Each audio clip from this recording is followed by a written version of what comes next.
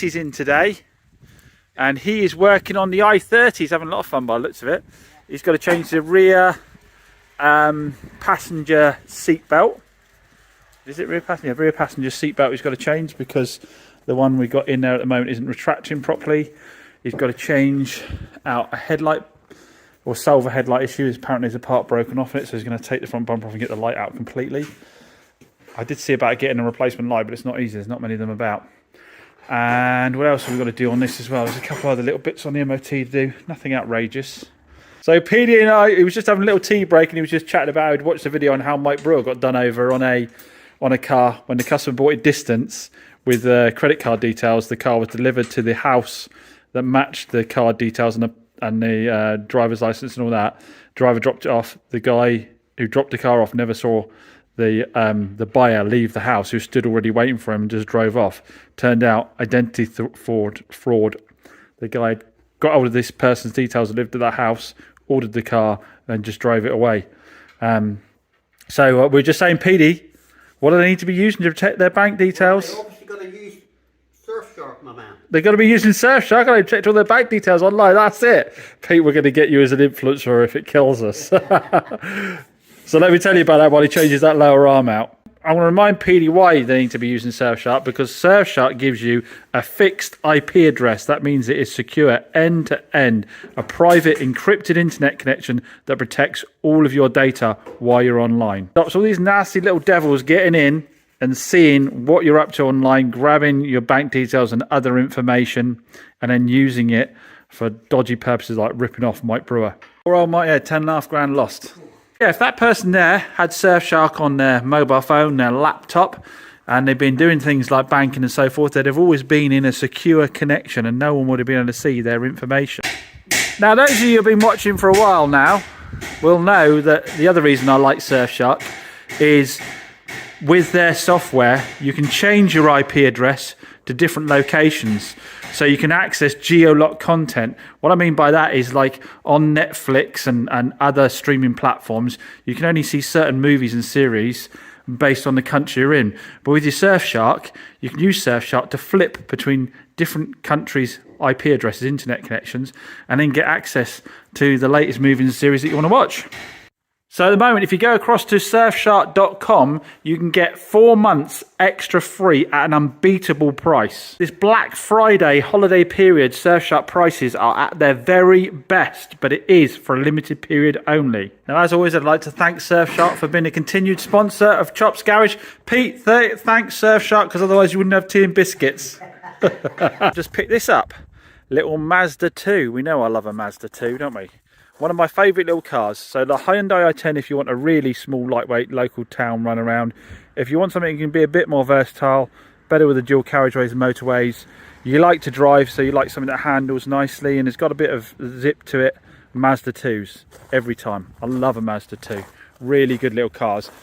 Like all of the Mazdas, I find them pretty bulletproof, reliable. Big thing to check with these, rot underneath. You need to check for rot underneath. Being a Mazda, very little underbody coating on them. First thing I checked with this was the MOTs. MOT before said it had a rusty rear beam, but then it passed the MOT with no advisory on it. So the first thing I did was get underneath the car and have a little look-see, and we've got a new beam. Oh, I'm not showing you. We've got a brand new beam there, and I've actually found the invoice for it as well. So it's had the brand new rear beam fitter, ideal. That tends to be what goes rusty. The springs go rusty, the springs are nice and clean on this. The sills are all good on it. It's actually a really clean little car, this one. Someone's had a go at doing the headlights before and I think they lacquered them, and that's now peeling off, so we've got to get that off. That looks like it'll come off quite easily and give the headlights a proper treatment. But the paintwork all round it's pretty nice. Wheels have some bubbling on the paint, but it is a 2007 car, so we're not going to go crazy. It's like 109,000 miles on it. We'll keep it nice and affordable, get it down, get it MOT, do an oil and filters on it. Service history on it's really good actually. For the last sort of 5 or 6 years, I've not seen anything before, but that will be on the Mazda database, which is really frustrating because if the previous owner hasn't clocked themselves out of that yet, you struggle to get onto there's an app you put on your phone and you put the VIN number in and then you can get your Mazda history, but somebody's already logged in on that VIN number, then you can't get them off and have a look at it, if that makes sense. Yeah, 109,000 miles. Interior's in nice condition. They tend to wear quite well, these. The seats don't tend to wear out. Bolsters tend to stay pretty firm on them. So 109,000 miles. You can see there's a few manufacturers could learn from that, aren't there? Or whoever makes Mazda's seats. Yeah, little 5-speed manual, aircon. I can put a Bluetooth adapter in it. That'll be a nice little affordable car. We got that and the 2007 Nissan over there. They'll be sub 3k cars, quite comfortably sub 3k cars. It'll be nice to have them in the mix. Hopefully, I mean, the MOT history's not too bad on this one. Hopefully we, don't know, I'm spending too much getting it MOT wise. But yeah, one of my recommended modes is 5-door. Obviously makes it even a better seller because it's just sort of suits everyone, that, doesn't it? And the colour's good. That's a good colour to have a Mazda 2 in. That came from the main dealer. That was a part exchange I grabbed. I happened to notice it in the back of the yard. I've seen it sitting there for a few weeks and I asked the question, what's happening with it? And they sent me a message and said, yeah, you can come and collect it if you want, James. So add that to the list of prep. Drove the Dacia home and back. Very impressed, very impressed. I've not driven these later ones with the 1.3 turbocharged in. Much more refined unit than the 1 litre 3-cylinder. I'm presuming this is 4-cylinder, I don't know for sure. Maybe someone will tell me in the comments. But no, I mean, there was no shortage of power anytime I wanted it. Normally I prefer the diesels because of the low down torque, but this has got a really good level of torque actually. I had a couple of opportunities to overtake on some of the roads, the back roads here, and it had plenty enough punch to do that, to go past the 40-mile-an-hour crawlers. So yeah, I was impressed with that. And I say it was refined as well, nowhere near as noisy. It didn't really get into the cabin that much.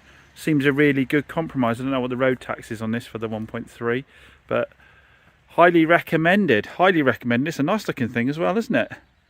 So yeah, I've always liked the Dacias. You know that from. I've got a few of them out here somewhere, haven't I?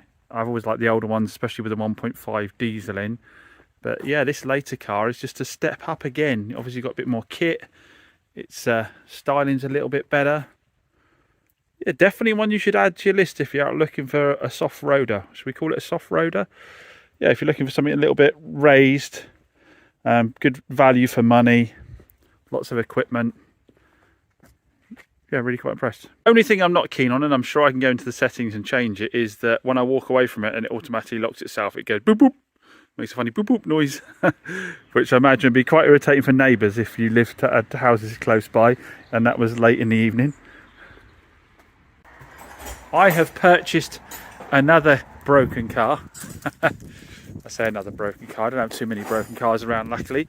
I've got this little Audi A1 over here. Picked this up from a subscriber. And it's a DSG, and the DSG gearbox has gone on it. So obviously I've got it cheap, allowing for how much it could potentially cost the DSG gearbox. I asked the gearbox company before I bought it, made sure I left myself plenty of margin. I was going to drop it straight there, but they can't fit it in yet, so I'm just going to have to come and drop it back off to him. He picked it up from my subscriber. He's going to have to drop it back off to him. So it's an S line with the 1.4 TSI engine in it.